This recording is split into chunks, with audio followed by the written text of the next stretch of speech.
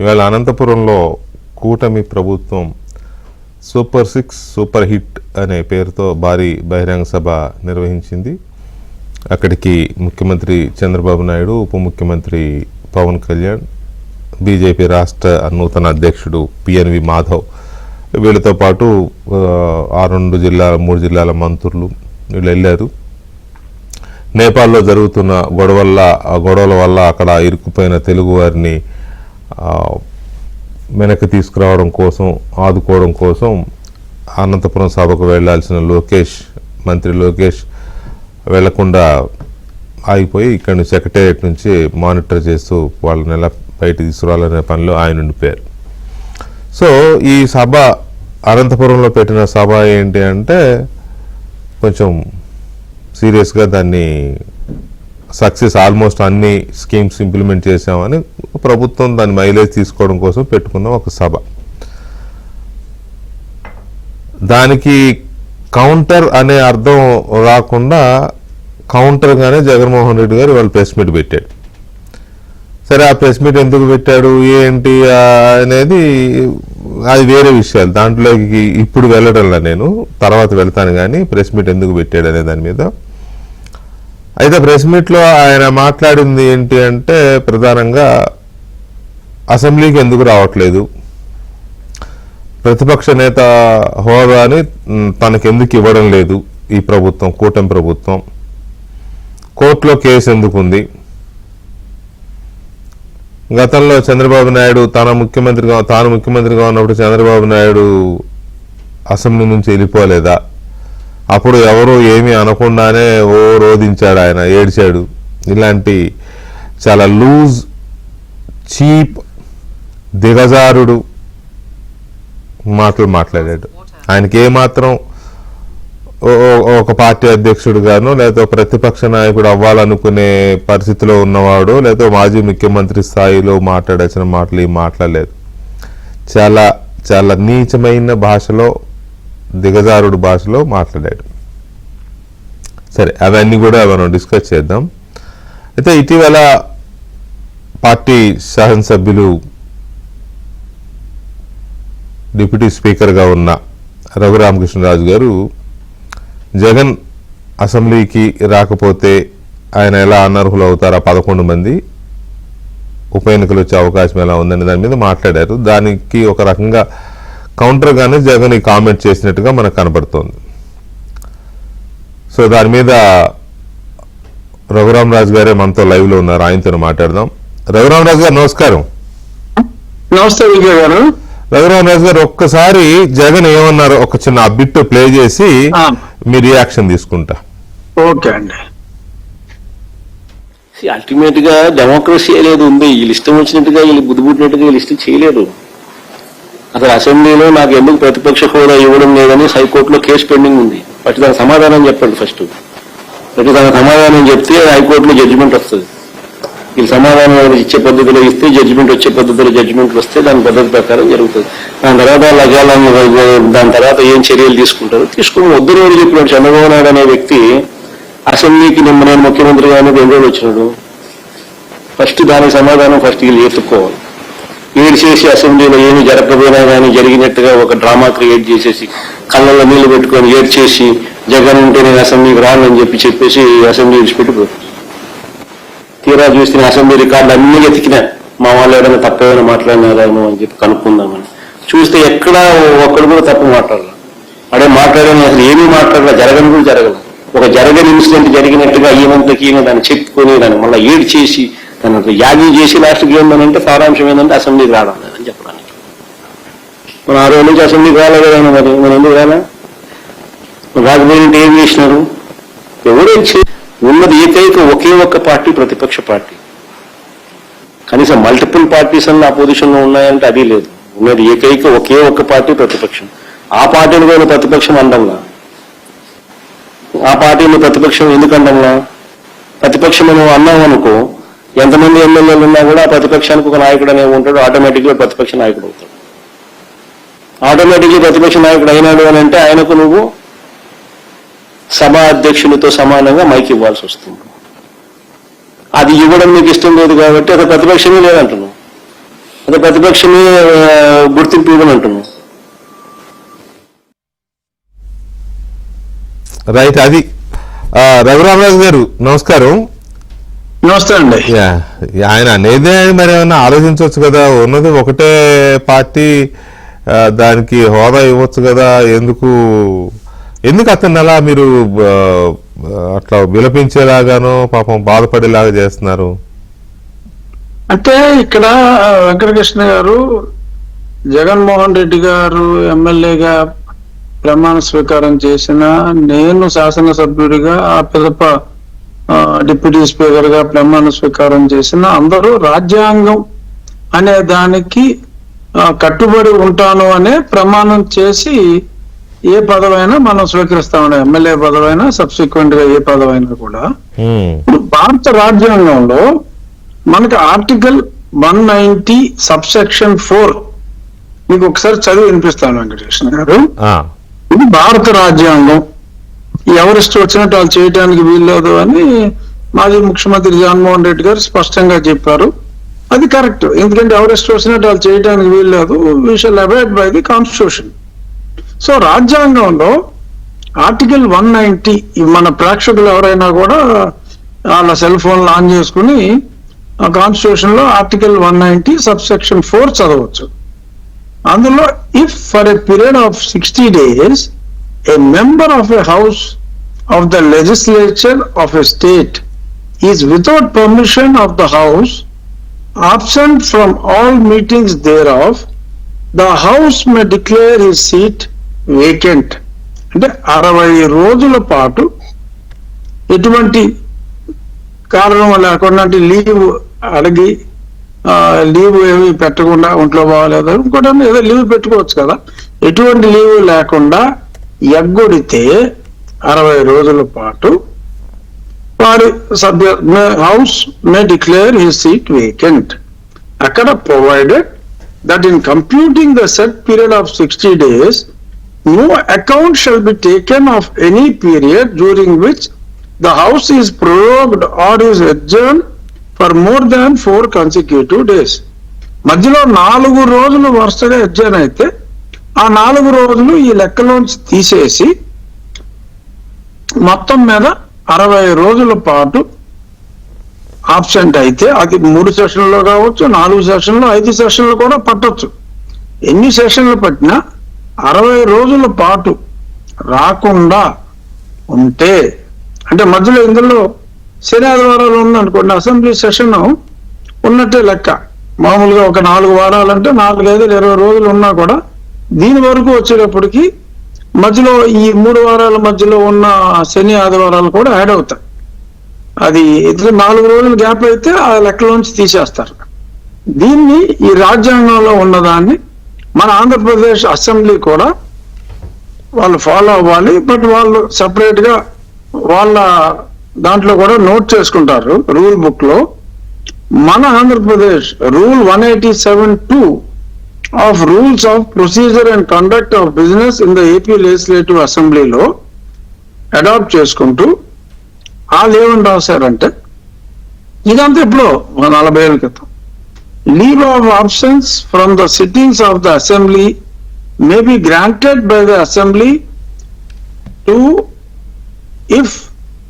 to a member on a motion made by him or any other member in his behalf, stating the period of absence, and such motion shall be voted upon without amendment or debate.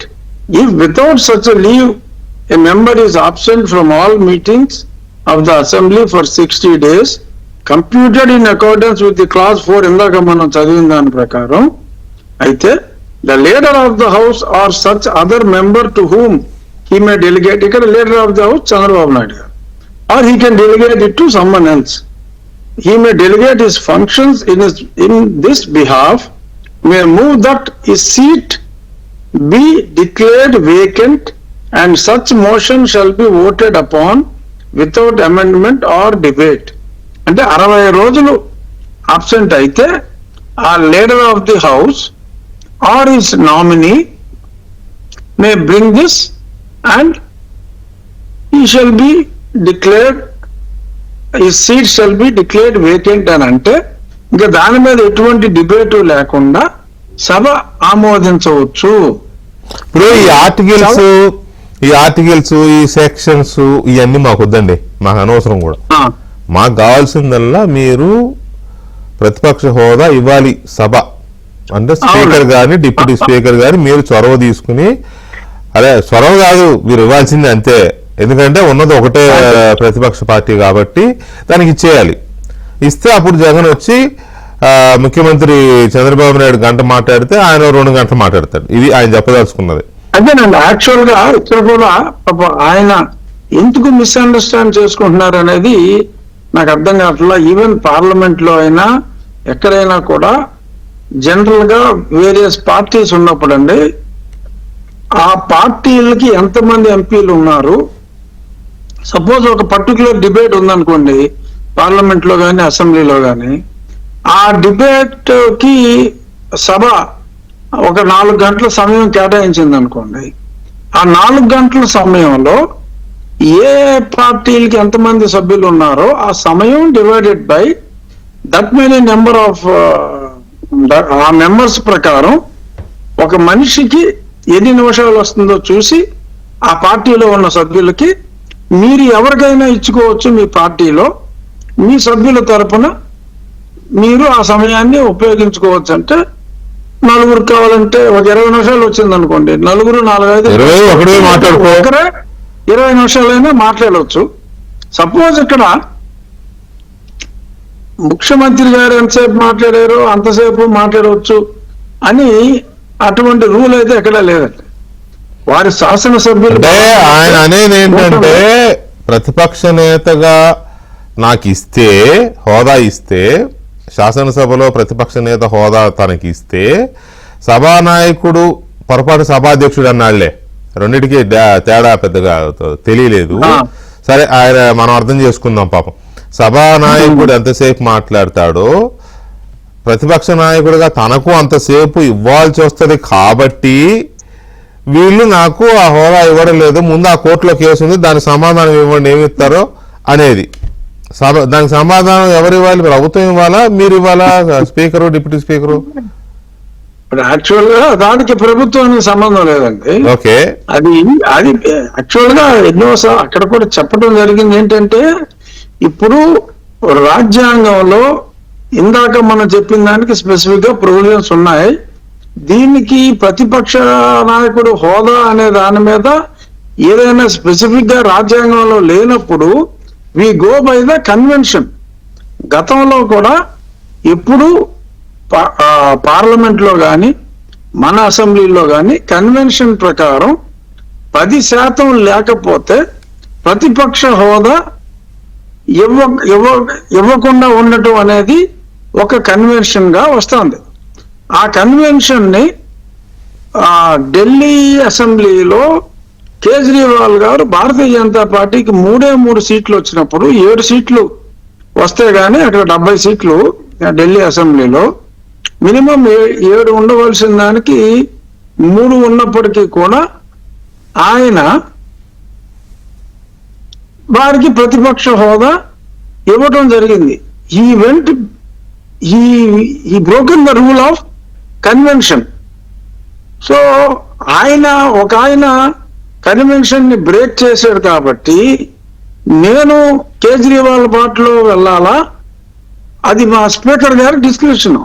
Kejriwal బాటలో వెళ్ళాలా, ఎంతో మంది గతంలో లోక్సభలో, ఆంధ్రప్రదేశ్ శాసనసభలో, గుజరాత్ శాసనసభలో, ఎన్నో శాసనసభల్లో ఎంతో మంది లబ్ధ ప్రతిష్ఠులైన స్పీకర్లు ఫాలో అయిన పాత్రను ఫాలో అవ్వాలా, కేజ్రీవాల్ పాత్రను ఫాలో అవ్వాలా అంటే మా గౌరవ స్పీకర్ గారు అందరూ కన్వెన్షన్ ఎక్కడైతే లోక్సభలో ఫస్ట్ లోక్సభ, సెకండ్ లోక్సభల్లో కొన్నిసార్లు మనకి లీడర్ ఆఫ్ ది అపోజిషన్ కావాల్సిన స్ట్రెంగ్త్ లేనప్పుడు వాళ్ళు ఏ ఉత్తమ విలువలు ఫాలో అయ్యారో కన్వెన్షన్ ప్రకారం అందరూ దేన్ని ఫాలో అవుతున్నారో దాన్నే ఫాలో అవ్వాలని ఒక నిర్ణయానికి వచ్చి చాలా స్పష్టంగా చెప్పడం జరిగింది. ఇప్పుడు జగన్ గారికి మీరు ఏం సలహా ఇస్తారండి డిప్యూటీ స్పీకర్ గా? ఎందుకంటే బయట ఒక టాక్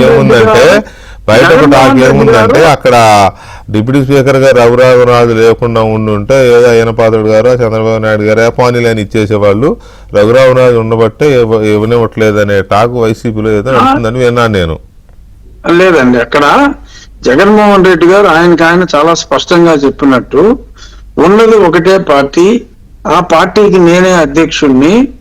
సో ఆ పార్టీ అధ్యక్షుడిగా ఆ ప్రతిపక్షానికి నాయకుడు నేనే అని చెప్పి ఆయన అన్నారు. ఆయన అనుకుంటంలో తప్పు లేదు. కరెక్ట్. ఇక్కడ ఓన్లీ పాయింట్ ఏంటంటే ప్రతిపక్ష నాయకుడి హోదా ఇవ్వటం అంటే ఆయనకు ఒక కేబినెట్ ర్యాంక్ వస్తుందండి. అవును. సో నా పాయింట్ ఏంటంటే ముఖ్యమంత్రిగా 5 సంవత్సరాలు పనిచేసిన వ్యక్తి ఒక కేబినెట్ ర్యాంక్ ఆయనకి అవసరమా? దానికోసం అలగటమా అనేది అది. ఎందుకంటే ఎంతో మందికి కేబినెట్ పదవులు, చిన్న చిన్న పదవులు కూడా కేబినెట్ ర్యాంక్ ఇచ్చి ఎంతో మందికి కేబినెట్ పదవులు పంచిన మాజీ ముఖ్యమంత్రి నేడు ఒక జస్ట్ ఆ కేబినెట్ ర్యాంక్ కోసం అడగటం. ఆయనకు సమయం కావాలి, ఆయన మాట్లాడటానికి సమయం కావాలి అంటే మా స్పీకర్ అయ్యన్నపాత్రుడు గారు మొన్న ఆయన ఒక స్టేట్మెంట్ కూడా ఇచ్చారు. వారిని సభకు రమ్మనంటే వారు మాట్లాడటానికి సమయం మేము ఇవ్వము అని చెప్పలేదు కదా. పోనీ ఒకసారి ఆయన సభకు వచ్చి మేము సమయం ఇవ్వకపోతే శాసనసభాపతి గారు కానీ అప్పుడు సీట్లో నేనుంటే నేను కానీ ఆయన మాట్లాడటానికి తగిన సమయం ఇవ్వకపోతే అరే నా గొంతు నొక్కేశారు, ప్రజాస్వామ్యం గొంతు నొక్కేశారు అనొచ్చు. అంటారులే, అందులో డౌట్. మీరు ఇచ్చిన ఆ మాట అంటారులే కానీ వచ్చి అంటే గౌరవంగా ఉంటది. వచ్చి అంటే గౌరవంగా ఉంటుంది. కానీ ఇక్కడ ఒక ముఖ్యమైన పాయింట్ క్లారిఫై చేయాలి వెంకటకృష్ణ గారు. ఏంటంటే ఇందాక మీరు ప్లే చేసిన దాంట్లో ఆయన చంద్రబాబు నాయుడు గారు కూడా, సరే ఆయన గురించి వేరే కామెంట్స్ గురించి నేను వెళ్ళను, ఆయన కూడా మన శాసనసభ్యుడే కాబట్టి ఐ కెనాట్ కామెంట్. కానీ ఆయన ఏమన్నారంటే చంద్రబాబు నాయుడు గారు చివరిలో వెళ్ళిపోయి రాలేదు కదా, అప్పుడు ఏం చేసినాం మేము ఆయన అంటం జరిగింది. జగన్మోహన్ రెడ్డి గారు ముఖ్యమంత్రిగా పనిచేసిన 5 సంవత్సరాల కాలంలో 5 సంవత్సరాలు కలిపి శాసనసభ జరిగింది కేవలం 69 రోజులు మాత్రమేనండి. మొత్తం 5 ఏళ్ళు కలిపి 5 ఏళ్ళు కలిపి శాసనసభ జరిగింది 69 సిగ్గుపడాలి. సో ఆఖరి 2 సంవత్సరాల్లో చంద్రబాబు నాయుడు గారు ఆయన 2 సంవత్సరాలు కూడా లేదు, 1.5 year ఏదో 1.5 year అంతే. ఆ తర్వాత మాక్సిమం ఒక 16-17 రోజులే జరుగుతుందండి అసెంబ్లీ. అవును. Or at the most 20 days వేసుకోండి మీరు. ప్రోరేటాలో తీసుకున్నా ఈ సంవత్సరం పెద్దగా నడవాల. సో 60 రోజులు శాసనసభ జరిగిందే లేదు. సో 60 రోజులు శాసనసభ జరిగిందే లేనప్పుడు ఆ సంవత్సరంన్నరలో ఈయన అసలు ఆయన డిస్క్వాలిఫై చేయడానికి అసలు అవకాశం ఏముంది? మామూలుగా సంవత్సరానికి 69 రోజులు జరగాల్సింది 5 ఏళ్ళకి 69 రోజులు జరిపిన జగన్మోహన్ రెడ్డి గారు తానేదో గొప్ప ప్రజాస్వామిక వాదినని ఫీల్ అవుతున్నాడు అంతర్గతంగా. పాపం ఆయన ఏదో చంద్రబాబు నాయుడు గారిని క్షమించి వదిలేసినట్టు ఆయన్ని డిస్క్వాలిఫై చేయకుండా మీరు అన్డెమోక్రటిక్ గా చేస్తే చేసుకోండి అని అంటాం. ఇక్కడ పాయింట్ ఏంటంటే నేను స్పష్టంగా రాజ్యాంగబద్ధంగా నడుచుకోవటం డెమోక్రటిక్ అంటారు, కానీ దానికి అనుగుణంగా నడుచుకుంటే డెమోక్రసీ వీళ్ళకి తెలీదు, వీళ్ళు ఫాలో అవ్వట్లేదు, చేసుకుంటే చేసుకోండి అని అంటాం అది మరి సరైన పద్ధతి కాదు. ఎందుకంటే మరి ఆయన 5 సంవత్సరాలు ముఖ్యమంత్రిగా చేసిన వ్యక్తి ఈ రకంగా రాజ్యాంగాన్ని అర్థం చేసుకోకుండా మమ్మల్ని అపార్థం చేసుకోవడం దురదృష్టం. చూద్దాం ఇప్పటికైనా వారు అర్థం చేసుకుంటే. ఎందుకంటే అదే చాలా మంది ఈ ఎగ్జాంపుల్ మాట్లాడుకుంటున్నారు. అవును అప్పుడు చంద్రబాబు నాయుడు గారు రాలేదు కదా, అంతకుముందు జగన్మోహన్ రెడ్డి గారు కూడా చివరిలో ఆయన కూడా ఏదో పాదయాత్రకి వెళ్ళిపోయాడు కదా అంటే, జగన్మోహన్ రెడ్డి గారు కూడా అప్పట్లో 1 సంవత్సరం ముందు పాదయాత్రకి, 1.5 సంవత్సరం ముందు ఆయన కూడా పాదయాత్రకి వెళ్ళిపోయాడు. ఆయన అలిగి వెళ్ళాడా అలగకుండా వెళ్ళాడా అన్నది నాకు తెలియదు, కానీ ఆయన కూడా వెళ్ళిపోయాడు. అలిగంటే వెళ్ళిపోయారు. అలిగంటే పాదయాత్రకు వెళ్ళాలి కాబట్టి అలిగినట్టు నటించి వెళ్ళాడు. అలిగా okay, whatever it is. కానీ ఆ తరువాత ఎవరో కూడా ఇలాగా ఎవరికైనా ఒంట్లో బాగోలేదు అనుకోండి, నాకు ఒంట్లో బాగోలేదు, ఇలా ఆపరేషన్, నాకు బైపాస్, ఇన్ని రోజులు నాకు గ్రాంట్ మీ లీవ్ అంటే ఆటోమేటిక్ గా శాంక్షన్ చేస్తారు. అదేమీ లేకుండా నాకు రేపొద్దున్న చంద్రమండలంలోంచి నాకు రాళ్ళు తీసుకొచ్చేస్తేనే నేను అసెంబ్లీకి వస్తాను అంటే ఎంత సిల్లీగా ఉంటుందో ఇది అంతేనండి. That is also possible. ఇప్పుడు మీ మిషన్లన్నీ వెళ్తున్నాయి కదా, శాటిలైట్ వెళ్తున్నాయి కదా, ఉపగ్రహాలు వెళ్తున్నాయి కదా చంద్రుడి మీదకి, అది కూడా పాసిబుల్. అక్కడ నుంచి మట్టో రాయో బేసిక్ గా he's peoples representative from his own constituency. So కాబట్టి మొన్న మా అజయన్ పాత్ర గారు కూడా ఆయన సభకు వస్తే బాగుంటుంది, సభకు రావాలి అని చెప్పి అంటూ, నేను కూడా ఆయన సభకు వస్తేనే ఆ పులివెందుల ప్రజల తరఫున రిప్రజెంట్ చేయాలన్నా, రాష్ట్ర ప్రజల తరఫున ఏమన్నా రిప్రజెంట్ చేయాలన్నా, ఈ రాష్ట్ర ప్రభుత్వాన్ని ఒకవేళ ఏదైనా తప్పులు చేసినట్టుగా ఆయన భావిస్తే ఆ తప్పుల గురించి ప్రశ్నించాలన్నా, ప్రజలు హర్షించాలన్నా ఆయన సభకు వచ్చి మాట్లాడితే బాగుంటుంది. కానీ సభకు రాకుండా మళ్ళీ పైగా అక్కడికి రాజ్యాంగబద్ధంగా మేము నడుచుకుంటూ ఉంటే అన్డెమోక్రటిక్ గా ఉన్నామని చెప్పి నీలాపనిందలు మా మీద వేయటం అది సమంజసం కాదు. కనుక విజ్ఞులైన మన టీవీ ప్రేక్షకులకి ఏబిఎన్ ద్వారా నేను తెలియజేసేది 190(4) ఆఫ్ ఇండియన్ కాన్స్టిట్యూషన్ దయచేసి చదవండి. ఆ చదివిన తర్వాత నేను చెప్పిన దాంట్లో తప్పు ఏదన్నా ఉంటే ప్రశ్నించండి.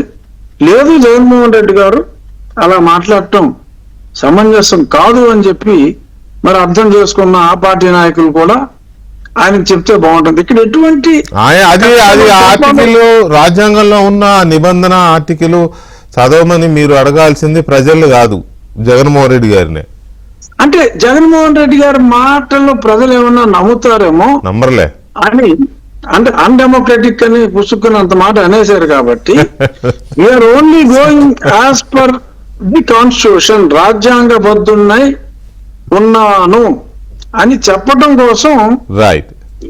ఆయన పుసుకుని చాలా అంటా ఉంటాడు లేండి సార్, పుసుకుర అలా చాలా అంటా ఉంటాడు. ఉంటాయి మరి కొన్ని బాధలు.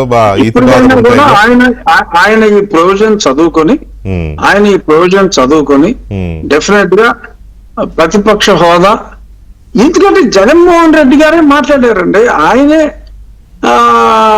అసలు నేను తలుచుకుంటే అది 17కి తీసుకొచ్చి ప్రతిపక్ష హోదా కూడా లేకుండా చేసేవాడిని అని ఆయన మాటలతో జగన్మోహన్ రెడ్డి గారు ఆయనే మాట్లాడారు. కనీసం ఆయన మాటలన్నా ఆయన నమ్మాలి కదా. అప్పుడు ఎవరో చెప్పి ఉంటారు కదా విజ్ఞులు. సో ఇది ఆయనకి తెలియంది కాదు. మరి ఎందుకనో వన్ ఈజ్ రిప్రజెంటింగ్, మరి అంత ఆయన కూడా ఎలక్టరేట్ బాగానే వచ్చింది ఓటింగ్. సరే నెగ్గిన పార్టీ కన్నా ఒక 10-12% తక్కువ వచ్చి ఉండొచ్చు. But he has not considerable voting. He has to represent his people. మరి ఎందుకని ఆయన అంత బాధ్యతాయుతంగా ఉంటున్నారు అనేది ఒక పాయింట్ అయితే, బాధ్యతాయుతంగా ఉంటున్న మా వ్యవస్థని మరి ఆయన ఎందుకని ఇలాగా అపార్థం చేసుకుంటున్నారు, అర్థం చేసుకోలేకపోతున్నారు అనేది నాకు అర్థం కావట్లేదు. కనీసం ప్రజలన్నా అర్థం చేసుకోవాలని చెప్పి మీ ద్వారా తెలియజేస్తాను. రైట్ సార్, చూద్దాం జగన్మోహన్ రెడ్డి గారు ఏం అర్థం చేసుకుంటారో నెక్స్ట్ డిబేట్ లో. ఆయన అర్థం చేసుకోవాలని, సమస్యల మీద స్పందించడానికి రేపు 18వ తారీఖు అసెంబ్లీకి రావాలి అని నేను మనస్ఫూర్తిగా కోరుకుంటున్నాను. ఇన్విటేషన్ కార్డు పంపించండి ఇంటికి అందరు కలిసి, చూద్దాం అది చూసుకుని వస్తాడేమో. సరే, anyway thank you very much. Thank you very much Raghuramaraju గారు. చూద్దాం దీని మీద ఇంకా డిబేట్ లో ఎలాంటి అవుట్కమ్ వస్తుందో, ఆయన మాట్లాడిన మాటలు ఎంత దిగజారుడుగా ఉన్నాయో. అసలు ఈ ప్రెస్ మీట్ ఎందుకు పెట్టాడు ఇవాళ జగన్మోహన్ రెడ్డి? ఇవాళ ప్రెస్ మీట్ పెట్టిన అంశము, తర్వాత ఆయన మాట్లాడిన అంశాలు చాలా ఇదిగా ఉన్నాయి. అన్నీ మనం డిబేట్లో డిస్కస్ చేద్దాం. అందులో ఒకటి మాత్రం, ప్రెస్ మీట్ పెట్టడానికి ఒక కారణాన్ని మనం అన్వేషిస్తే, ఆయన మొత్తం పొలిటికల్ దీంట్లో అంటే ముఖ్యమంత్రి అయినాక కానీ తర్వాత కానీ అంత ముందు కానీ ఇప్పుడు కానీ ప్రెస్ మీట్ పెట్టడం అనేది చాలా అరుదు. దాని ప్రెస్ మీట్ అనడానికి లేదు, బ్లూ మీటో లేకపోతే కూలి మీటో అని పెట్టుకోవాలి. ఎందుకంటే ఆ ప్రెస్ మీట్కి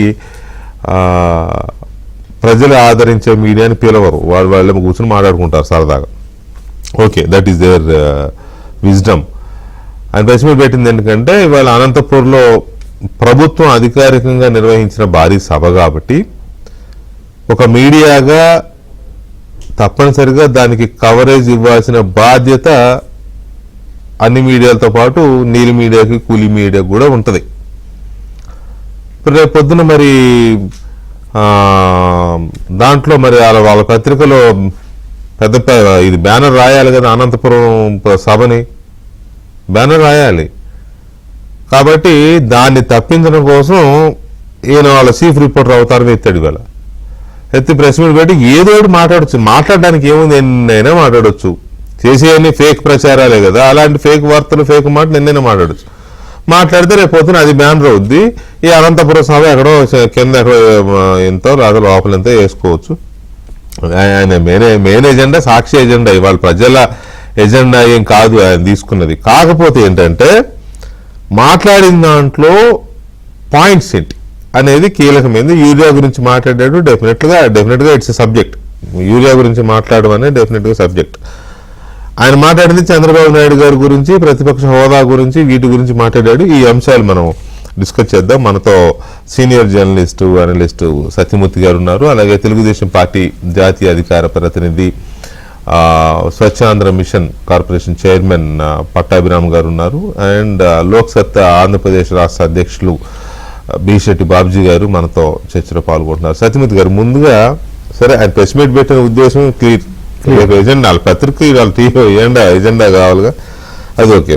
ఆ మాట్లాడిన దాంట్లో ప్రతిపక్ష హోదా ఇస్తేనే వస్తాను అని అన్న మాటని ఎలా విశ్లేషించాలి మనం? ఎప్పుడు చెప్పినా కూడా దాన్ని పనిగట్టుకొని వాళ్ళ మళ్ళీ అడిగించుకుని ఒక ప్రశ్న అడిగించుకుని దానికి సమాధానం చెప్పడం. మామూలుగా వెంకటకృష్ణ గారు 1994లో కాంగ్రెస్ పార్టీకి 26 సీట్లు వచ్చినాయి. అవును, 26 వచ్చింది. పీజీఆర్ గారు అప్పుడు స్పీకర్గా ఉన్న యనమల రామకృష్ణుడు ఆయన ఏమన్నారంటే, మీరు ప్రతిపక్ష హోదాకి కావాల్సినన్ని మీకు సీట్లు రాలేదు, మీరు ఏదన్నా రిక్వెస్ట్ చేస్తే మనం హౌస్లో పెట్టి డిస్కస్ చేసి ఏదన్నా నిర్ణయం తీసుకుంటాం మేము, మీరు ఒక రిక్వెస్ట్ లెటర్ పంపించండి అని అడిగారు.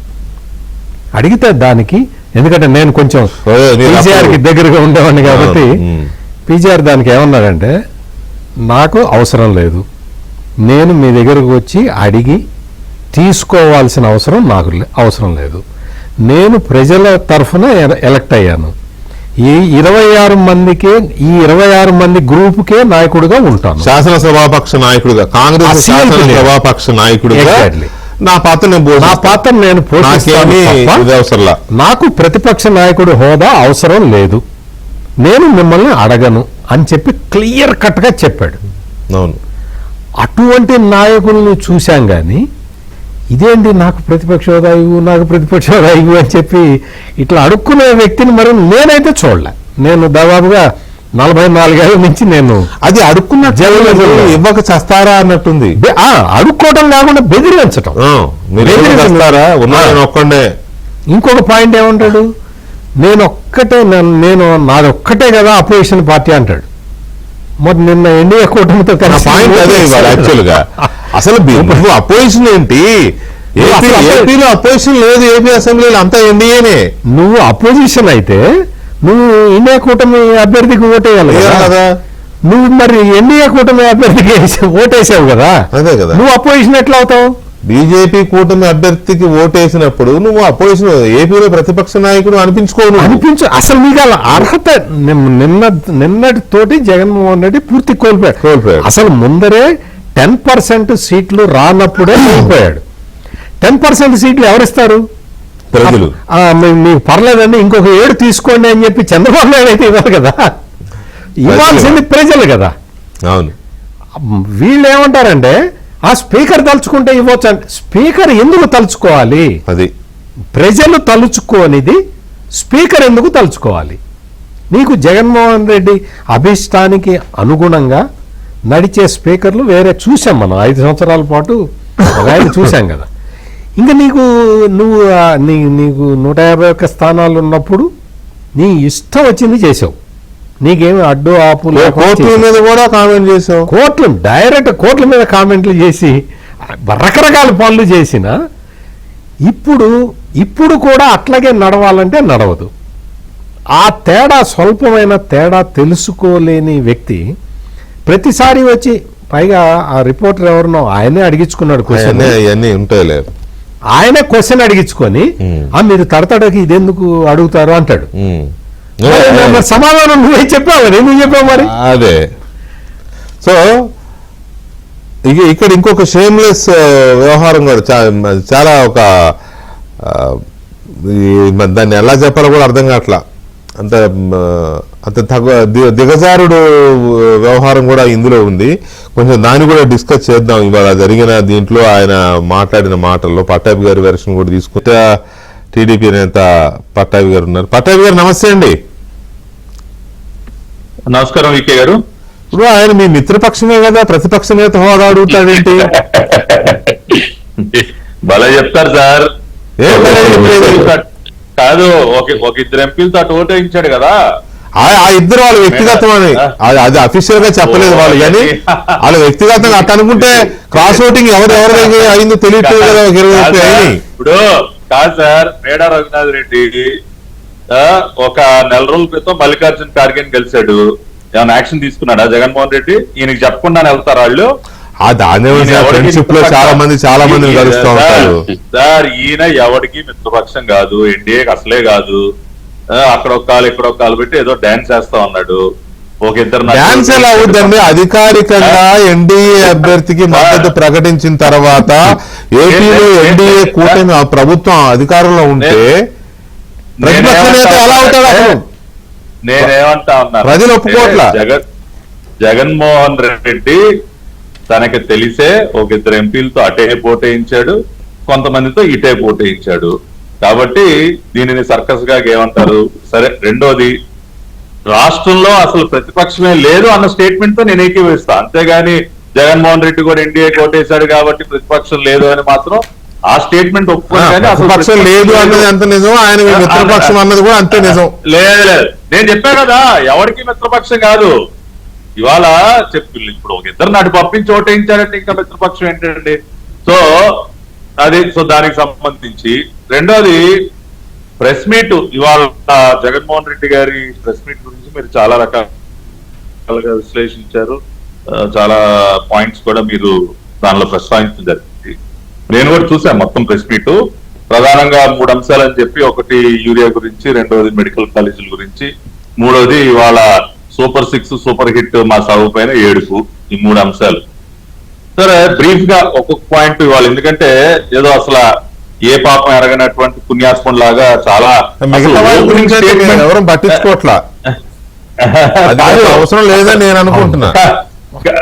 కాదు, అసలు ఓపెనింగ్ స్టేట్మెంట్ గూగుల్. అసలు ఫస్ట్ స్టేట్మెంట్ ఏంటంటే, నేను నానానికి రెండో వైపు స్టోరీ వినిపించడానికి వచ్చాను. ఎందుకంటే నాకు అసలు మీడియానే లేదు కదా, వాళ్ళకి చాలా మీడియా సంస్థలు వాళ్ళకి అనుకూలంగా ఉన్నాయి, నాకు ఏ మీడియా లేదు, అందుకనే ప్రెస్ మీట్ పెట్టుకుని వచ్చానని చెప్పాడు. అసలు నాకు తెలిసి ఎంతమంది కలుగురు పడిపోయి ఉంటారు ఆ స్టేట్మెంట్.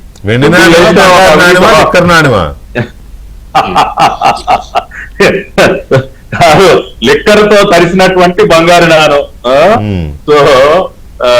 సో మొదటి స్టేట్మెంటే పెద్ద గుగ్లీ. రోత ఛానల్ ని నడుపుతూ పాపం ఆయనకు అసలు మీడియానే లేదంట, అందుకని నాణానికి రెండో పిలిపించడానికి ఈయన గారు ప్రెస్ మీట్ పెట్టాట. సరే, ఇవాళ యూరియా గురించి ఒక పాయింట్ నేను చెప్పాలి. యూరియా గురించి తర్వాత మాట్లాడిస్తాను మీతో నేను, if you don't mind. Okay, లేదు చెప్పాలంటే చెప్పేసేయండి. ఏది మెడికల్ కాలేజీల గురించి, యూరియా గురించి కొన్ని విషయాలు చెప్పాలనుకున్నారు, మీరు అనుమతిస్తే చెప్తా. ఇప్పుడు యూరియా గురించి అసలు దేశంలో ఎక్కడా లేనటువంటి కొరత ఒక్క ఆంధ్ర రాష్ట్రంలోనే, అది కూడా ఈ ప్రభుత్వం ఏదో పెద్ద స్కామ్ చేసేసింది, అందుకనే కొరత ఏర్పడిందని చెప్తా అన్నాడు. ఏం కానీ situation ఫ్యాక్ట్ అంటే- ఒకసారి మనం చూసినట్లయితే వరల్డ్ వైడ్ గా ప్రపంచ వ్యాప్తంగా ఉత్పన్నమైనటువంటి కొన్ని పరిస్థితుల వల్ల ఇంపోర్ట్స్ ఆఫ్ యూరియా, అది చైనాతో ఉన్నటువంటి ఇష్యూస్ కానివ్వండి, అటు యుక్రెయిన్ రష్యా వార్ కానివ్వండి, రకరకాల కారణాల వల్ల ఇంపోర్ట్ ఆఫ్ యూరియా అనేది ప్రతి సంవత్సరం తగ్గిపోతూ వస్తుంది. ఉదాహరణకి 2019-20లో 91.23 lakh metric tons import of urea ఉంటే అది 24-25కి వచ్చేసరికి 56.47 lakh మెట్రిక్ టన్స్ కి పడిపోయింది. 2019-20, 2021లో 91,98,00,000 ఉన్నటువంటి అదే చేస్తారు. లక్షల 98, దాదాపు 98 లక్షల మెట్రిక్ టన్నులు ఉన్నటువంటి యూరియా దిగుమతులు 2024-25కి వచ్చేసరికి 56 లక్షలకు పడిపోయాయి. ఇప్పుడు జగన్ ఏదైతే దానికి- జగన్మోహన్ రెడ్డి గారు ఏదైతే ఎక్స్పెక్ట్ చేస్తాడో మీరు అదే చేస్తారు. అంటే ఏం అనుకోవద్దు, ఇలా అంటున్నానని ఏం అనుకోవద్దు. ఆ ట్రాప్ వేస్తారు, ట్రాప్ లోనే పడతారు. యూరియా గురించి డిస్కషన్ లేదండి అసలు. ఆ క్రియేటివ్ బ్రో, మీరే ఫ్యాక్ట్ ఫైండింగ్ అనేది పెడుతున్నారు, ఫేక్ ప్రచారం చెప్తారు. మరి మీరే ఒక్క నిమిషం వినండి సార్. ఇవాళ ఉన్న వాస్తవాలు చెప్పాలి. ఆయన ట్రాప్ లో మేము పడేటటువంటి అంత అమాయకులు మేమేం కాదు. ఉన్నటువంటి సిచ్యువేషన్ అలా ఉన్నప్పటికీ, దేశంలో ఇంకా ఇతర రాష్ట్రాలు అనేక రాష్ట్రాల్లో యూరియా కొరత ఉన్నప్పటికీ, ఆంధ్ర రాష్ట్రంలో చంద్రబాబు నాయుడు గారు ఆ కొరత లేకుండా చేస్తా ఉన్నారు. వరల్డ్ వైడ్ సినారియో కానీ ఇతర రాష్ట్రాలు ఉన్నప్పటికీ ఏ రకంగా చేస్తా ఉన్నారు కూడా ఒకసారి మనం చూసినట్లయితే, ఈ పర్టికులర్ ఇయర్ లోనే నార్మల్ అలొకేషన్ కంటే 53,000 metric tons of urea additional allocation Andhra Pradesh చేయించారు. అదే విధంగా ఇంపోర్ట్స్ కాకినాడ పోర్ట్ నుంచి 17,000 మెట్రిక్ టన్నులు, అదే విధంగా కృష్ణపట్నం పోర్ట్ నుంచి 9,200, గంగవరం పోర్ట్ నుంచి 26,547 మెట్రిక్ టన్నులు, ఇట్లా డిఫరెంట్ పోర్ట్స్ నుంచి ఇంపోర్ట్ చేసుకోవటమే కాకుండా ఒరిస్సాలో ఉన్నటువంటి ధమ్రా పోర్ట్ నుంచి 10,800 మెట్రిక్ టన్నులు, కరైకల్ పోర్ట్ నుంచి తమిళనాడు నుంచి 8,100 మెట్రిక్ టన్నులు, ఇట్లా అదనంగా దాదాపుగా 53,000 మెట్రిక్ టన్నులు యూరియాని రాష్ట్రానికి తీసుకొచ్చి ఎక్కడా కూడా యూరియా కొరత లేకుండా చేస్తా ఉన్నారు. This is a fact. ఇవాళ వీళ్ళు కొంత దుష్ప్రచారం చేసి, కొంత ఆందోళన క్రియేట్ చేసి, ఇవాళ రైతుల్లో ఒక రకమైనటువంటి భయాన్ని క్రియేట్ చేసి, ఫాల్స్ ప్రాపగాండాతో వీళ్ళు ఇటువంటి సిచ్యువేషన్ ఏదైతే ఇవాళ ఉత్పన్నం కావడానికి కారకులేరో దానికి సంబంధించినటువంటి వాస్తవాలు నేను తెలియజేస్తా ఉన్నా. రెండోది, ఇవాళ మెడికల్ కాలేజీల గురించి మాట్లాడుతూ ఉన్నాడు ఇవాళ జగన్మోహన్ రెడ్డి. ఒక స్టేట్మెంట్ అన్నాడు, మెడికల్ కాలేజీలు అంటే రాష్ట్రంలో ఆయనంట 17 మెడికల్ కాలేజీలు పూర్తిగా నిర్మించేశాడంట. ఆ మెడికల్ కాలేజీల ముందు నుంచి వెళ్తున్నప్పుడు జనాలు ఏంటంటే ఆగి చూసి ఆహా అని వెళ్తా ఉన్నారంట. ఆ డైలాగ్ ఆగి చూసి ఆహా అనుకుని వెళ్తా ఉన్నారంట. ఎంత నిశ్చిగ్గుగా మాట్లాడుతూ ఉన్నాడంటే, ఒక పక్కన నిన్నటి నుంచి మా మంత్రులు, మా ఎమ్మెల్యేలు వీళ్ళందరూ వెళ్ళి అక్కడ పునాదులు స్లాబులు లేకుండా ఊరికే 4 పిల్లర్లు వేసినటువంటి మెడికల్ కాలేజీలో పక్క చూస్తా ఉంటే ఈయనంతా జనాలు ఆగి చూసి ఆహా అనుకుంటా ఉన్నారంట. ఇక్కడ ఒక్కసారి మీరు చూసినట్లయితే ఇది మేము చెప్తున్నటువంటి విషయం కాదు వికే గారు. నేషనల్ మెడికల్ కమిషన్ వారి రిపోర్టు ప్రకారం ఇవాళ రాష్ట్రంలో ఉన్నటువంటి వివిధ మెడికల్ కాలేజీలు, ఈయన గారు ప్రారంభించినటువంటి మెడికల్ కాలేజీల ప్రోగ్రెస్, మార్కాపురం 19% అండి పనులు పూర్తయింది, మదనపల్లి 17%, ఆదోని 17%, పెనుగొండ 11%, నర్సీపట్నం 6.16%, పాలకొల్లు 15.97%. ఇట్లా ఎవరు అడిగారు సార్ మిమ్మల్ని? సరే. ఒక్క నిమిషం సార్ నన్ను ఒక్క నిమిషం సార్ 1 minute చేయకుండా నన్ను మాట్లాడాను తీసుకోండి కానీ కొన్ని అన్నెసరీ ఎలా అవుతుంది? మెడికల్ కాలేజీలు ఆయన ఇవాళ ఆగి చూసి ఆహా అనుకోవాలండి సార్. ఏమి ఆహా అనుకోవాలి? ఆగి చూసినంత ఓపిక అక్కడ ఇప్పుడు కాదు, ఆయన చెప్పిన మాటలకి ఉన్నటువంటి వాస్తవాలు ఫ్యాక్ట్స్ చెప్పక్కర్లేదా? ఇవాళ ఆఖరికి పులివెందుల్లో కూడా ఆయన సొంత కాన్స్టిట్యూన్సీ లో కూడా ఇంకా 168 కోట్ల రూపాయలకు సంబంధించినటువంటి పనులు పెండింగ్ లో పెట్టాడు. ఇంకొక డైలాగ్ కూడా అన్నాడు, అసలు రాష్ట్రంలో గవర్నమెంట్ స్కూల్స్ ఎందుకుంటాయి, గవర్నమెంట్ మెడికల్ కాలేజీలు ఎందుకుంటాయి, పేదవాడికి అందుబాటులో కాదు ఒక్క నిమిషం సార్ నేను మిమ్మల్ని 1 minute అన్ఇంటరప్టెడ్ గా అడిగా. This is a very important point, రాష్ట్ర ప్రజలందరికీ తెలియాలి. ఇవాళ ఆయన ఇష్టానుసారం ఏదైతో మాట్లాడేసి చంద్రబాబు వెళ్ళి బావిలో దూకంటే మేము చూస్తూ కూర్చోవాలా? అది మాట్లాడిద్దామని నేను అంటున్నా. ఇవాళ బావిలో దూకాల్సిన వ్యక్తి జగన్మోహన్ రెడ్డి. ఇవాళ ఆయన చేసినటువంటి పాపాలకి వెళ్ళి నువ్వులోనే ఆయన దూకాలి, లేదంటే బంగాళాఖాతంలో దూకాలి. ఇవాళ ఇటువంటిది జీవో నంబర్ 133. ఎవరైనా కూడా వెళ్ళి ఏపీ గవర్నమెంట్ వెబ్సైట్ లో చూడండి. ఇవాళ ఈ డిబేట్ చూస్తున్న వాళ్ళు జీవో నంబర్ 133 ఏం చేశాడు ఈ దుర్మార్గుడు అర్థమవుతుంది. డేటెడ్ 11/10/2021. ఈ జీవో ఏంటంటే ఈయన గారు తీసుకొచ్చేటటువంటి 17 గవర్నమెంట్ మెడికల్ కాలేజీలో 50% మేనేజ్మెంట్ కోటా అని చెప్పి ఒకటి క్రియేట్ చేశాడు. దేనికి? సీట్లు అమ్ముకోవడానికి. గవర్నమెంట్ మెడికల్ కాలేజీల్లో ఎక్కడైనా మేనేజ్మెంట్ కోటా ఉంటుందా? గతంలో ఎప్పుడైనా ఏ గవర్నమెంట్ కాలేజీలో అయినా మనం మేనేజ్మెంట్ కోటా చూసామా? మెరిట్ బేసిస్ లో కన్వీనర్ కోటాలో ఫిల్ అవుతాయి అవన్నీ కూడా. గవర్నమెంట్ కాలేజీల్లో కూడా మేనేజ్మెంట్ కోటా తీసుకొచ్చినటువంటి గనుడు జగన్మోహన్ రెడ్డి సీట్లు అమ్ముకోవడానికి. దానికి సంబంధించి ఎంతంత పర్సెంటేజ్ ఇదిగోండి జీవో నంబర్ 107 లో మేనేజ్మెంట్ కోటా కింద ఎన్ని పర్సెంట్, ఎన్ఆర్ఐ కోటా కింద ఎంత పర్సెంట్, సెల్ఫ్ ఫైనాన్సింగ్ మోడల్ అంట. గవర్నమెంట్ కాలేజీలకి సెల్ఫ్ ఫైనాన్సింగ్ మోడల్ అంట. You know what government has to do. పెద్ద ఇంగ్లీష్ వచ్చిరాని ఇంగ్లీష్ పీస్ లో ఆయన మాకు పాఠాలు చెప్తారా? గవర్నమెంట్ మెడికల్ కాలేజీలో సెల్ఫ్ ఫైనాన్సింగ్ మోడల్ పెట్టినటువంటి దుర్మార్గుడు నువ్వు. సీట్లు అమ్ముకోవడానికి, కోట్ల రూపాయల సీట్లు అమ్ముకోవడానికి మేనేజ్మెంట్ కోటా పెట్టి జీవో నంబర్ 108 లో మేనేజ్మెంట్ కోటా కింద 20 లక్షల సంవత్సరానికి, 15 లక్షల సంవత్సరానికి ఫీజులు కూడా పెట్టాడు. ఇవాళ ఈయన మాకు పాఠాలు చెప్తాడండి? చెప్పనండి, సమాధానం చెప్పానండి. జీవో నంబర్ 133కి, జీవో నంబర్ 107, 108 చెప్పండి సమాధానం. మీకు మీకు తెలియదని కాదు కానీ నేను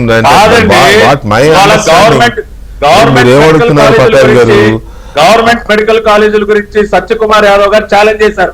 ఎందుకంటే ఇటువంటి పాపాలన్నీ చేశాడు కాబట్టి. కాదు సార్ పట్టాభి గారు, మీరు ఆయన్ని సమాధానం చెప్పమనండి అని మీరు అడుగుతున్నారు. ఆయన చెప్పడు సమాధానం, మీతో చెప్పిస్తాడు ఇలా. ఆయన చెప్పడు. ఇవాళ ఊరుకునే వచ్చి గోకితే సార్, ఊరుకునే చేతిలో ఒక దిక్కుమాలిన కూలి మీడియా ఉంది కదా అని చెప్పి వచ్చి గోకెళ్ళిపోతే వార్తలు పెడతాం. ఇలాగే వార్తలు పెడతాం. వచ్చి ఆయన గోక్కుంటే ఆయనకు పుణ్యం అవ్వాలి కానీ ఎదురోళ్ళకు పుణ్యం అవుతుంది.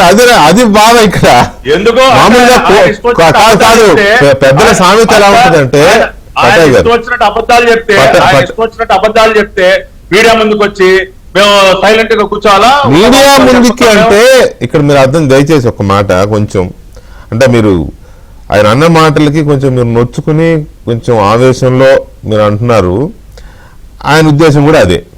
అది ప్రెస్ మీట్ కాదు. ఫస్ట్ థింగ్, ప్రెస్ మీట్ అయితే అక్కడ ఒక ఈనాడు, ఒక ఆంధ్రజ్యోతి, ఒక ఏబిఎన్, ఇంకా ఎవరైతే ప్రజల మీడియా ఉందో వాళ్ళు ఉండాలి అక్కడ. నీలి మీడియా, కూలి మీడియా మాత్రమే ఉంటది.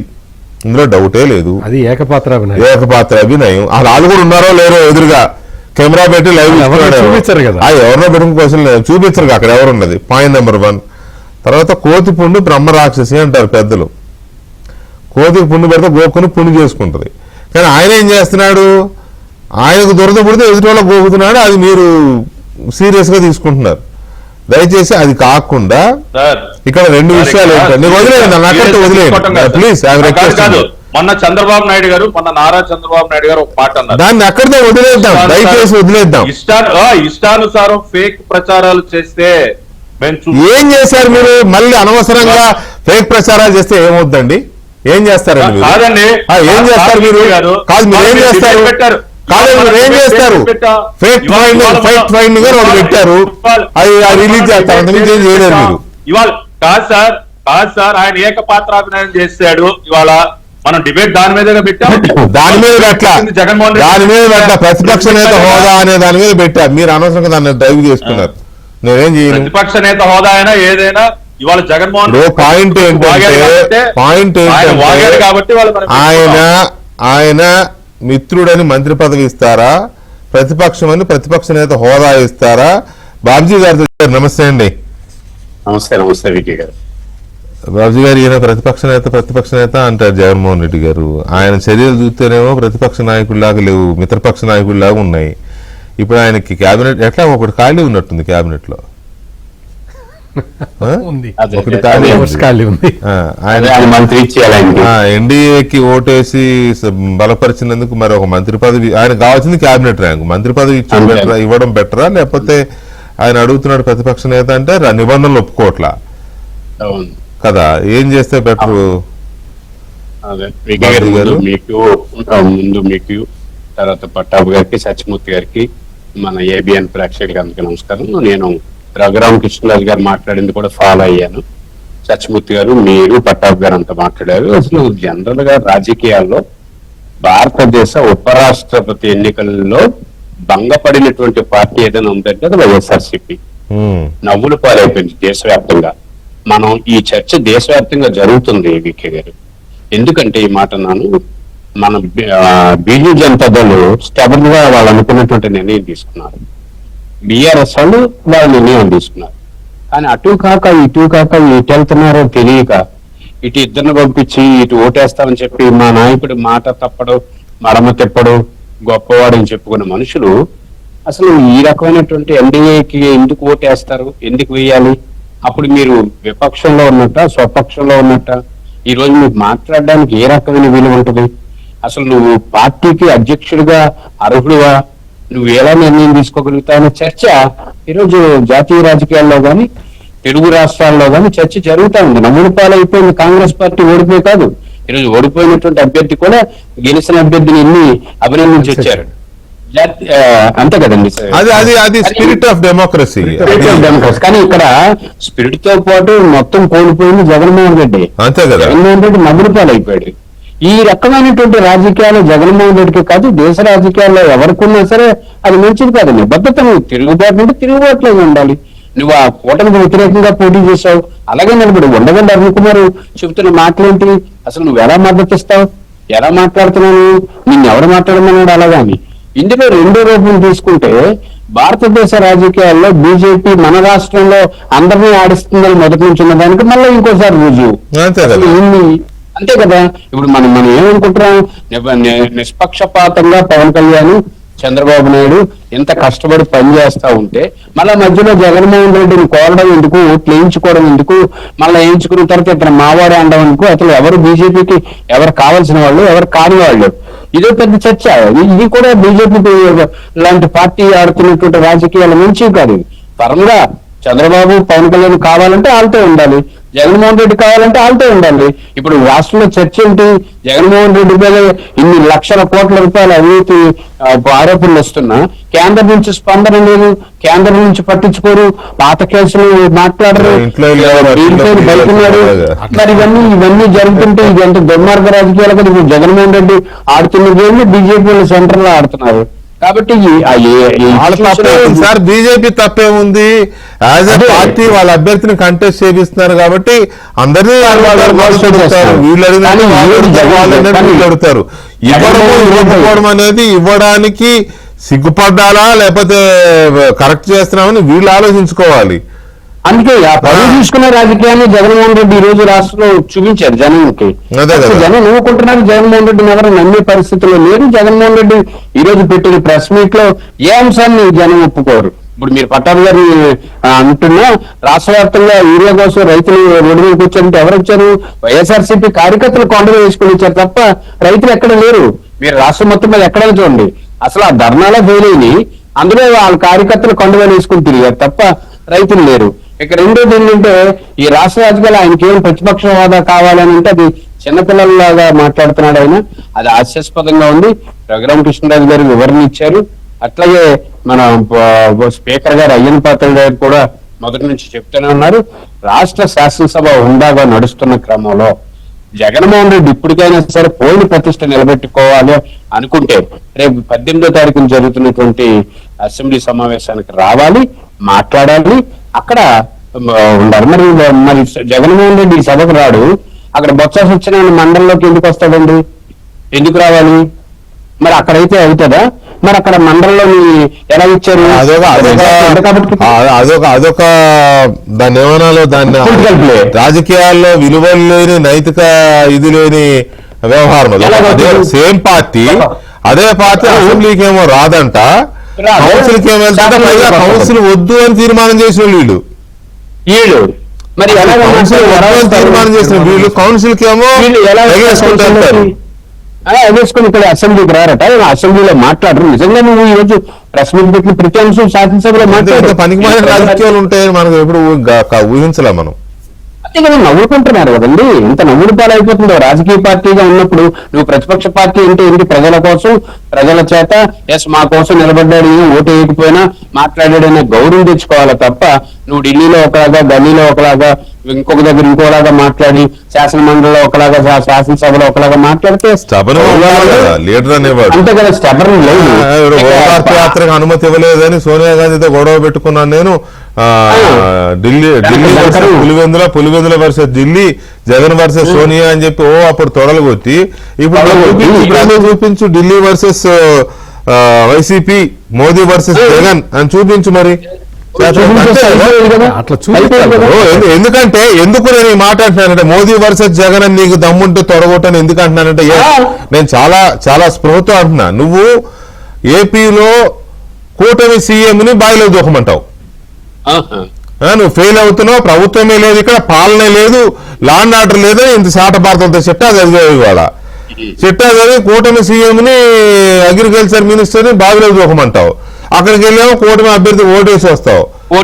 ఏమన్నా నిన్ను మణికంఠ స్ట్రాంగ్ గా చెప్పాడు. నీ పరిస్థితి ఏంటో అర్థం చేస్తుంది, మాకెవరికి అర్థం కావట్లేదని. అదే అంత స్ప్లిట్ పర్సనాలిటీ విన్నాం కానీ స్ప్లిట్ పాలిటిక్స్ ఇక్కడ వినాల్సి వస్తుంది. ఈ రకమైన ఒక బేస్ లేని, సిద్ధాంతం లేని రాజకీయం ఆ పార్టీ నాయకులు ఎలా విశ్లేషించుకుంటారో. బాబుజీ గారు ప్లీజ్. సత్యమూర్తి గారు చెప్పారు పి జనార్దన్ రెడ్డి గారు. అది స్టెబర్న్ పాలిటిక్స్ అంటే. అది నిజాయితీగా ప్రజల కోసం భరోసా ఇచ్చేది. ఇంత గొప్ప వాల్యూ ఉన్నటువంటి డెమోక్రసీ సిస్టమ్ లో మనం వాల్యూస్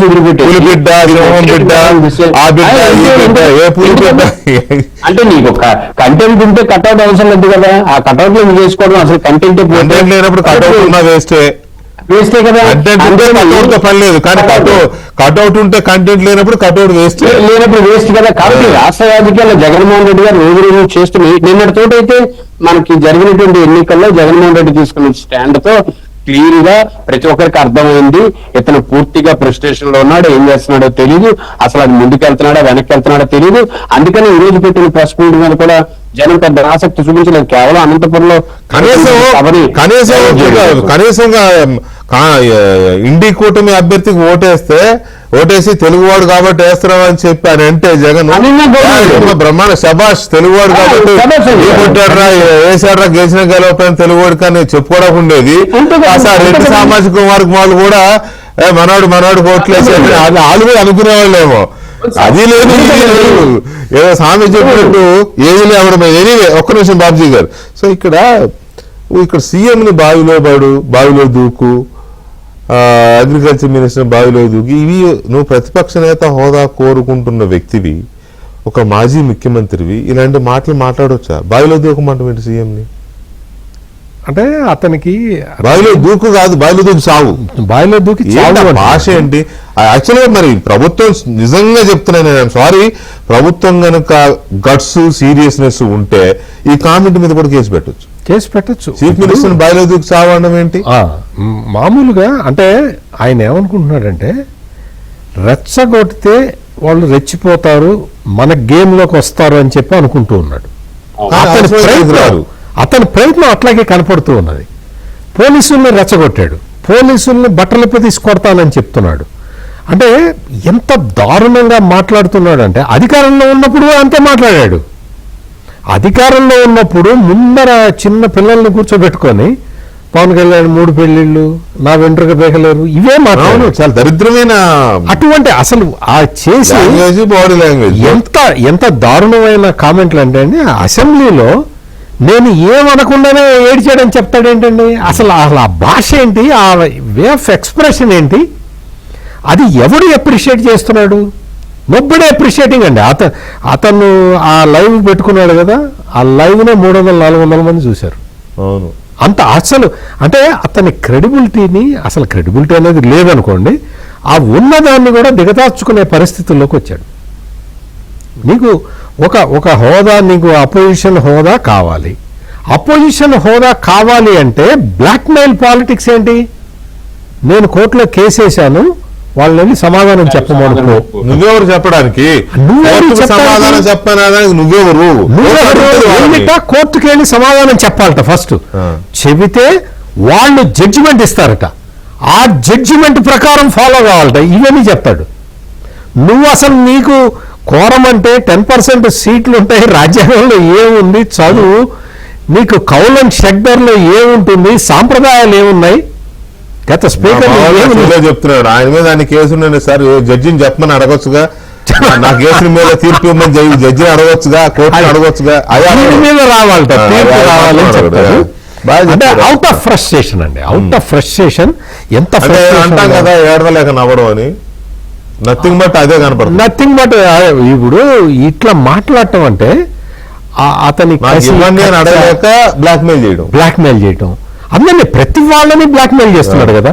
ఈ బ్లాక్మెయిలింగ్ చేయటం అనేది ఎవరు, ఇప్పుడు 2 విషయాలండి. ఒకటేమో అనంతపూర్లో పాజిటివ్ మెసేజ్, అంటే మేము ఏదో చేస్తున్నామా, మీరు అందరూ చూడండి, మేము మమ్మల్ని ఆశీర్వదించండి అని వాళ్ళు అడుగుతున్నారు. చంద్రబాబు నాయుడు పవన్ కళ్యాణ్.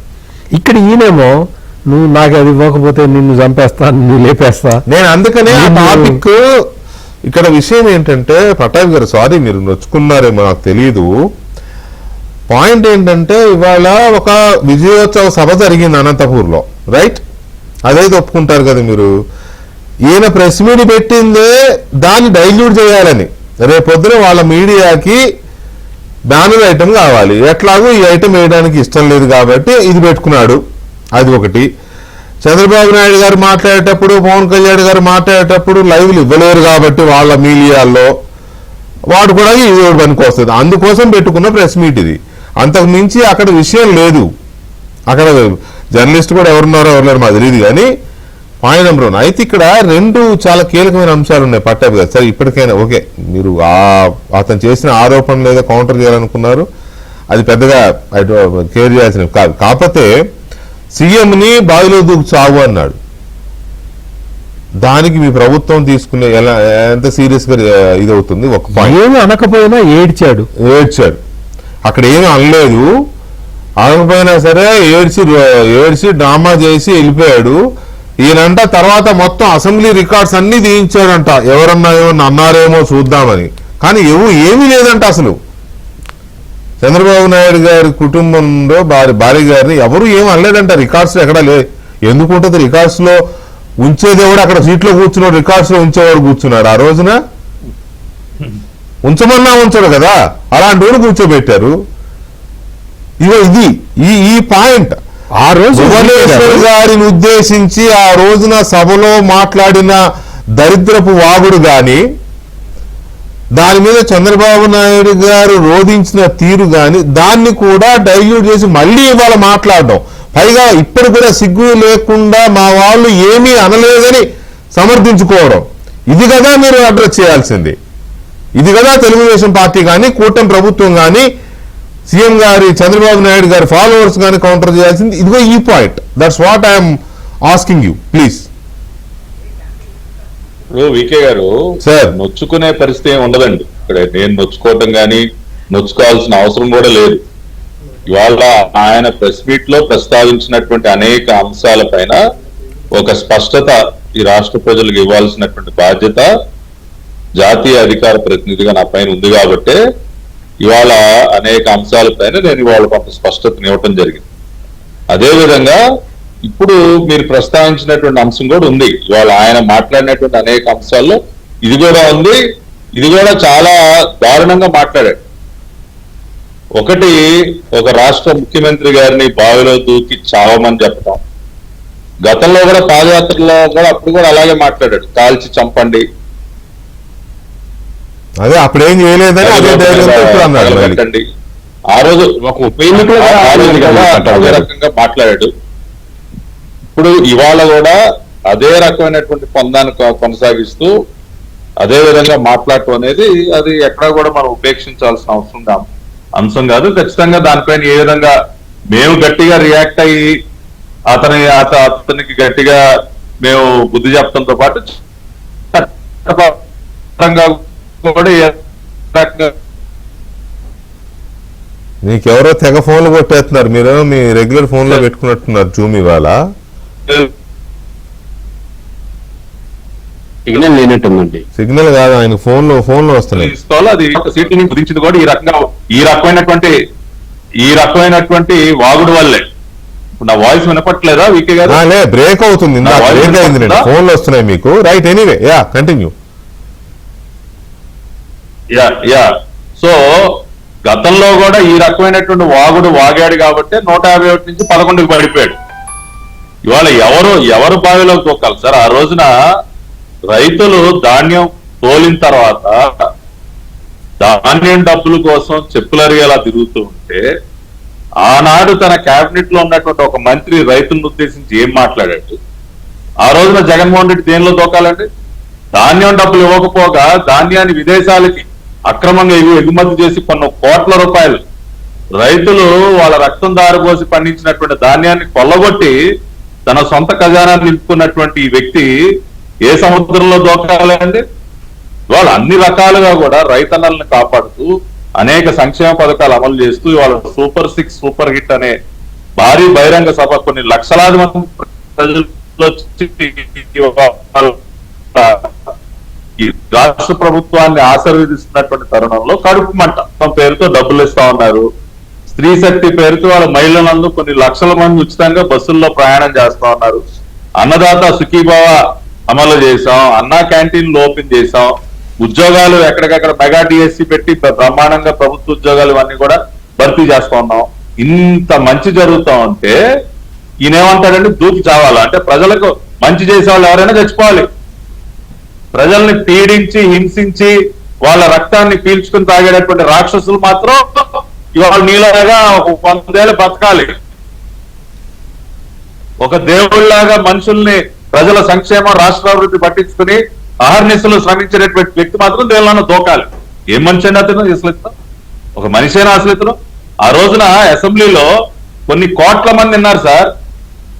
అసెంబ్లీ రికార్డులు అంటే ఈయన పరిశీలించాడంట. అరే అసలు జీవోలే ప్రపంచానికి కనపడకుండా దాచేసినటువంటి దుర్మార్గుడు అసెంబ్లీ రికార్డుల్ని భద్రంగా ఉంచుతాడంటే జీవోలే లేకుండా చేశాడు. దీని పాపాలు ఎక్కడ తెలిసిపోతాయని చెప్పి అసెంబ్లీ రికార్డు ఉంచుతాడా? ఆ తర్వాత అన్న వ్యక్తి నేను అనలేదని అన్నాడా? మీడియా ముందుకు వచ్చి నిస్సిగ్గుగా కొన్ని రోజులు కొన్ని నెలల పాటు అదే పందాలో అదే వ్యవహారాన్ని కొనసాగిస్తా ఉంటే ఈయన అడ్డుకట్ట వేశాడా? ఇకిలించుకుంటూ వికృతంగా నవ్వుకుంటూ వికటాట్టహాసం అంటారు చూసారా, ఆ రకంగా ఒక సైకోలాగా అసెంబ్లీలో ప్రవర్తించి ఆ రోజున చంద్రబాబు నాయుడు నిజంగా ఏ రోజైనా చంద్రబాబు నాయుడు గారి కంట నీరు పెట్టడం మనం చూసామండి. గుండె పగిలి ఆ రోజున మేమందరం ఆ రోజున ఎంతమంది మేమందరం కూడా కళ్ళ నీళ్ళు పెట్టి జీవితంలో అనుకోలే చంద్రబాబు నాయుడు గారు ఏడుస్తారని చెప్పి. అటువంటి వ్యక్తికి గుండె పగిలేలా చేసి అంత దుర్మార్గంగా బోనమ్మ గురించి మాట్లాడి ఇవాళ ఏమైంది? ఎవడేమన్నాడు? వీళ్ళు మనుషుల అందుకనే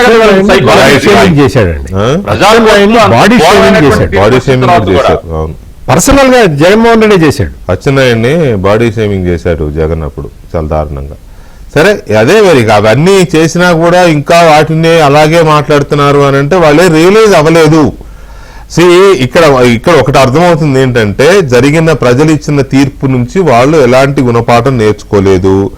ప్రజలు ఎందుకు ఈ రకమైన తీర్పు ఇచ్చారు అనే దాని నుంచి ఎలాంటి పశ్చాత్తాపం కానీ ఎలాంటి పునఃసమీక్ష కానీ చేసుకోవట్లేదు.